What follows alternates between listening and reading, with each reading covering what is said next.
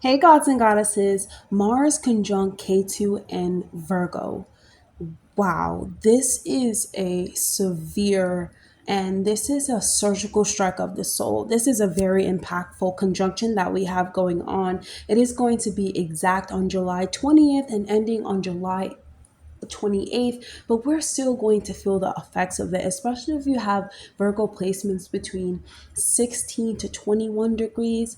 What a moment, or a lot of different moments or experiences that we are having that involve karmic combustion, involve these unseen patterns that we all have around control, around perfection, health, service. Mars is cutting away these things with precision.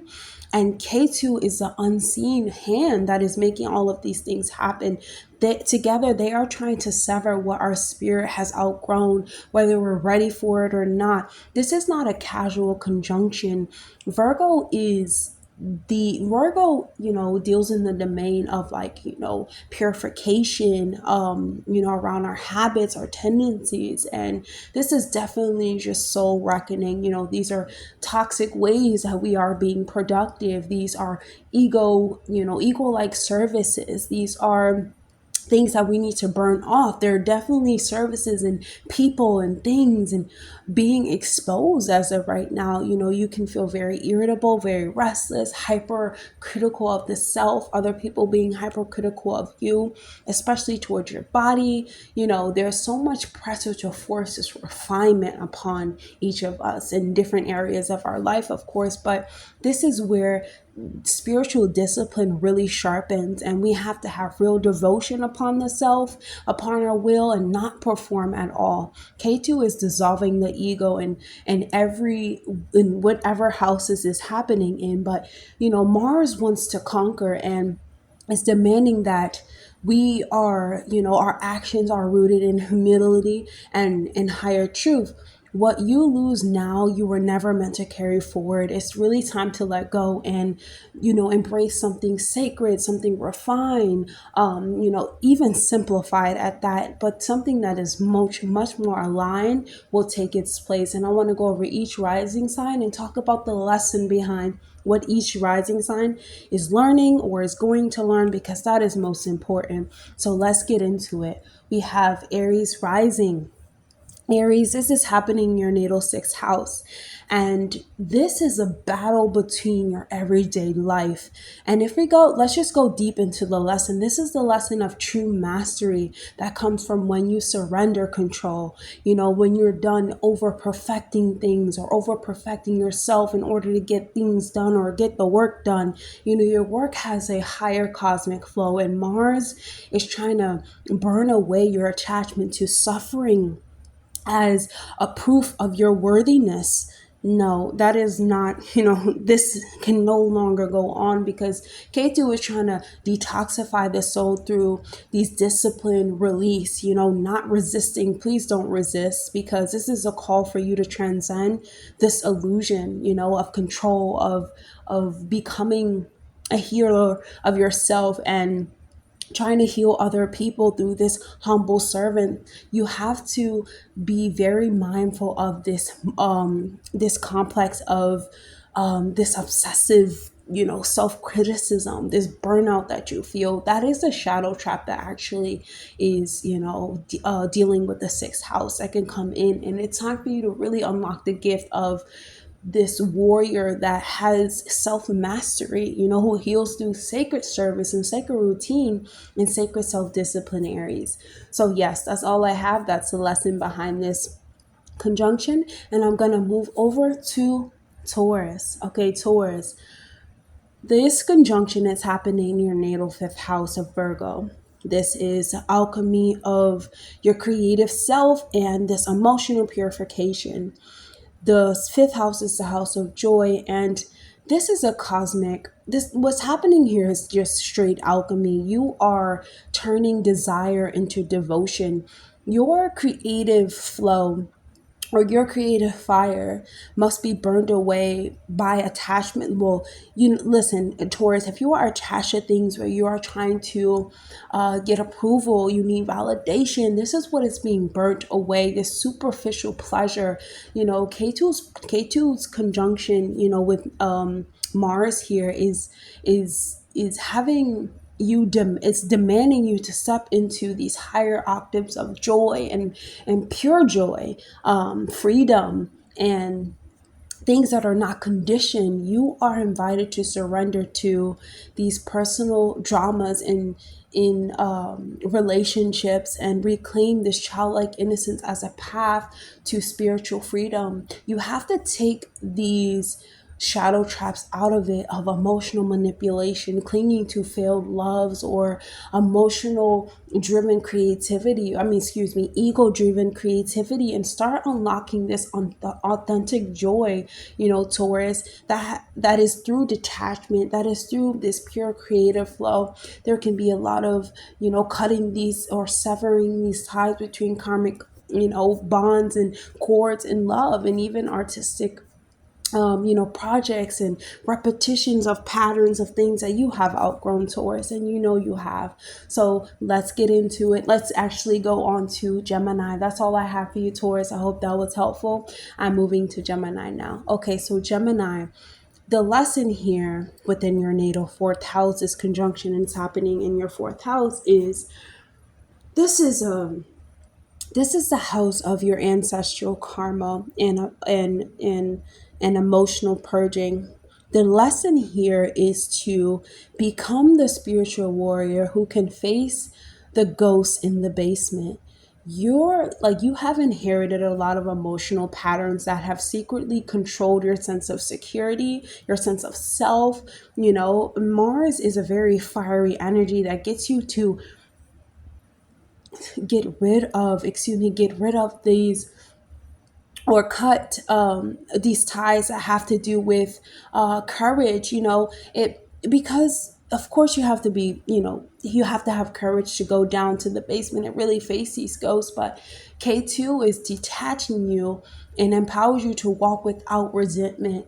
It's asking you to really heal this ancestral trauma by forging a new, emotional sovereignty, or, a new sense of courage, and just something that's rooted in detachment and courage as well.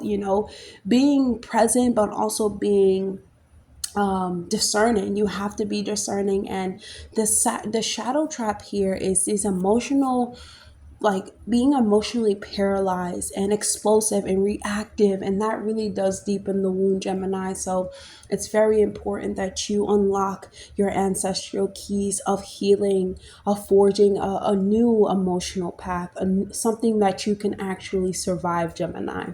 So yes, that's all I have for you, Gemini. I'm going to be going and moving on to Cancer. So Cancer, the conjunction is happening in your natal third house of the mind, and this is purifying, these karmic conversations, or these karmic communications. And the lesson here, in my opinion, is to cut ties with the illusion of thought patterns, the illusion of, what you speak, speaking beyond the illusion, most importantly, and speak to your soul's fiercelessness, Cancer. But the power ties in these silent spaces between words. And this is where K2 comes in and guides you through, this mental noise and this gossip. And it's not easy. It's very, like, it causes a lot of mental stress. But after this, you do become the mental alchemist, and you're transforming conflict into clarity, compassion, and wisdom. The soul trap here is this harsh criticism that you have with the way that you think, the way that you move, even gossip, even this mental agitation, as I said. But this is unlocking the truest gift of your clairvoyant abilities, clairvoyant communication. This spiritual clarity is born around mental purification, and that is what you're unlocking, like the gift that you're unlocking through this mental stimulation, that you're having, or these misunderstandings. These are karmic misunderstandings, and it's just pushing you to break these misunderstandings and start to feel, you can feel very intense, very confrontational and things of that nature. But you're really sharpening your communication style and awakening these clairvoyant abilities, which is beautiful, Gemini. I mean, beautiful, Cancer. So I'm going to be moving on to Leo, Cancer. I hope that was helpful. See you in the next video, Cancer. Let's move on to Leo. Leo, the lesson here is to rediscover your truth in spiritual terms and not worldly possessions. This is happening in your natal second house, and your soul is redefining or refining its worth, refining its value. And the warrior path here is to really cultivate inner abundance and the richness of self love, detaching from fear driven scarcity. Mars really is fueling your courage to action, but the real power arises when you stop clinging and trust the universal's precision or vision. And the trap here, the shadow trap, is greed, fear of loss, the identity that is tied to wealth and things of that nature. And the gift that you are coming into is this sovereignty through spiritual wealth, self-worth beyond the material. That is so beautiful, right? Right, Leo. So that's all I have for you, Leo. I'm going to be moving on to Virgo. Hey, Virgo. So, Virgo, this is a conjunction in your natal first house. And oh, wow. I mean, Virgo moon, Virgo suns, and Virgo risings have really been going through it, especially if you have, like I said, if you have planets or points, or your ascendant is at from 16 to 21 degrees. Oh, wow. This is a crucible of your identity. This is self transformation in the most physicalist way possible. This is really igniting these deep and sometimes very painful identity overhaul, overdraws. You're being stripped away from mask, and this is very, very raw. But the deepest lesson here for you, Virgo, is the ultimate battles is with your own shadows, and patience, self-judgment, and the illusion that there is something to control. Ketu's energy here is really inviting you to surrender to these old identities, that have kept you stuck. It's time to embrace the warrior path of selfless service and spiritual awakenings. Your physical body and presence can become your temple and a weapon. I think the shadow trap here is self-criticism, is impatience, is these identity crisis. The gift that you are unlocking here is authenticity, Virgo. You are being born into power of the self, power of self mastery, and surrendering to life's greatest gifts, which is yourself, surrendering to your greatest version of yourself. And, this is definitely the warrior mystical archetype intertwined.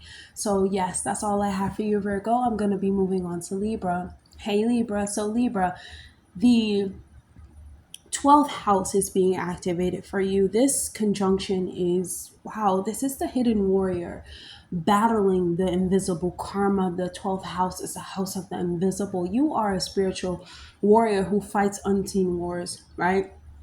Libra, and this can be in dreams and meditation. This can be hidden realms, but truly you're fighting against shadows. I believe, even paranoia. These are shadow traps, paranoia, self-sabotage. And I think the deepest lesson here is that when Ketu asks you to, surrender, you have to surrender and have courage to fight and have courage to face what lurks beneath.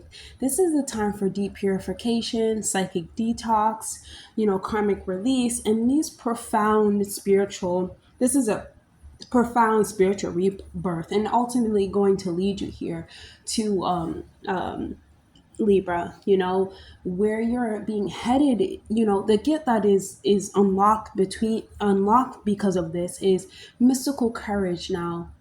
Liberation through confronting your deepest shadows, Libra. And that's this is more like, being, let's say you're home alone or you're by yourself, and there's just dreams that you're having, there's shadows that you're seeing, there's ghosts that you're seeing, there's spirits that you're seeing, and you think that there's something after you, but really it is your shadows that lurk beneath the surface. And the 12th house is the house of karma. So these are karmic ties and internal battles that you must face. And this can be very, triggering these intense battles in order for you to face them that you really haven't fully seen before, but you know that you're going to win. Libra. Okay, so that's all I have for you, Libra. I'm going to move to Scorpio. Hey, Scorpio. This conjunction is going to be happening in your natal 11th house. The deepest lesson here is your soul is demanding you to break free from illusions of thinking that you belong to these places, having this false loyalty to things that don't have loyalty back to you, Scorpio. And Mars is fueling this revolutionary type energy and just dismantling these old group karmas. Ketu is working, having you understand that you are you now have to detach from ego driven ambitions. The real power is coming when you serve the collective with humility, when you serve the collective with clarity, and with true vision. You are, the gift you're unlocking is true vision, true leadership born through these karmic cleansing and this authentic connection that you have with the next person. The shadow trap that you could have been experiencing is these group conflicts, not getting along with others, and these ego clashes with other people, and this disillusionment. Now is the time for you to truly understand the vision and start to you will have this like ruthless clarity, but start cutting these toxic social ties and re-examine like your highest aspiration, Scorpio. That's all I have. Let's move to Sagittarius now. Okay, Sagittarius. This natal conjunction is happening in your 10th house. This is the house of your career, your legacy. The deepest lesson here is that you are called to become a servant leader. Like, you're still a student and you are a teacher. You are pursuing you are pursuing something with spiritual intention or spiritual integrity, and not just personal gain. Sudden career uphills might come. There could be karmic tests that can come that may strip you away from superficial ambitions, or revealing your soul's true calling, Sagittarius. And this, the gift that gets unlocked here is this authentic legacy through surrendered ambition, through dedicated service. The shadow trap can be these power struggles with others, feeling burnt out, having your identity tied to public service and things of that nature. And Mars wants to assert yourself fairly, but Ketu really demands letting go of these ego like attachments that have to do with status and control, Sagittarius. So yes, let me go ahead and move to Capricorn. I'm done Sagittarius. I'm moving to Capricorn. And Capricorn, this conjunction is happening in your natal 9th house of your belief system and your higher self. The lesson here is you are becoming the seeker who destroys illusions in your worldly view and your religious conditioning. Mars is pushing you fiercely to defend your truth. While Ketu is asking you to release attachment to fixed ideas, and embrace the mystery of life. Where can life actually take me? Maybe on a physical journey, right? And the gift that is being unlocked here is spiritual wisdom that is born through purified belief, that is born through expanding your actual consciousness. The shadow trap that you can experience is being in fantasy, living in fantasy, being closed-minded, having just these idea conflicts and things of that nature. This is really purging these rigid beliefs and these rigid rigid spiritual awakenings and having you really activate your truest philosophy of life, Capricorn. That's all I have for you, Capricorn. I'm going to be moving on to Aquarius. Okay, Aquarius, this natal conjunction is going to happen in your 8th house. And the deepest lesson here is that you're being called to become the alchemist of your own rebirth, okay, your own intimacy, and face fearing. You might face loss and control and merging, but Mars energizes courageous confrontation with shadows. Ketu demands detachment from obsession and control. The gift that's being unlocked here is that you are being spiritually liberated through the surrender and the fearlessness of like transforming. And you have to embody this transformation in order for it to go as easy as possible. You are these dynamics, that have to do with intimacy, shared resources are really reaching a boiling point, and the shadow perhaps can be jealousy, power struggles, these emotional enmeshment, entanglement. It's really time for you to open up to this profound karmic transformation you will be experiencing, Aquarius. And that's all I have for you, Aquarius. Let's move to Pisces. Hey, Pisces. Pisces, this conjunction is going to be happening in your natal 7th house of other people, of soul contracts. This is a deep one, isn't it, Pisces? The lesson behind here is you are becoming the warrior of love who dissolves illusions and attachments in partnerships. K2 is inviting you to detach from these controlling dynamics. Mars really demands courageous honesty, boundaries. And the gift that is being unlocked here is sacred union through attachment, honesty, spiritual partnership. You're making room for these powerful affirmations or affirming that there can be better outcomes than the one that you've experienced. The shadow trap here is codependency, conflict. It can honestly be dependency, this really like severe dependency where you really have nothing without that next person, or you feel as though you have nothing, and you can't be so attached to the outcomes. You really just have to make a move and make a decision, Pisces. So yes, that's all I have for you, Pisces. So yes, to end the video, that's all I have. That was the lessons behind this conjunction of Mars and K2. And if you're new to my channel, my name is Fairy Goddess Cody. Hey, nice to meet you. Don't forget to like, comment, and subscribe, and share this video with someone that may find it helpful or useful as well. And I'll see you guys in the next video. Bye.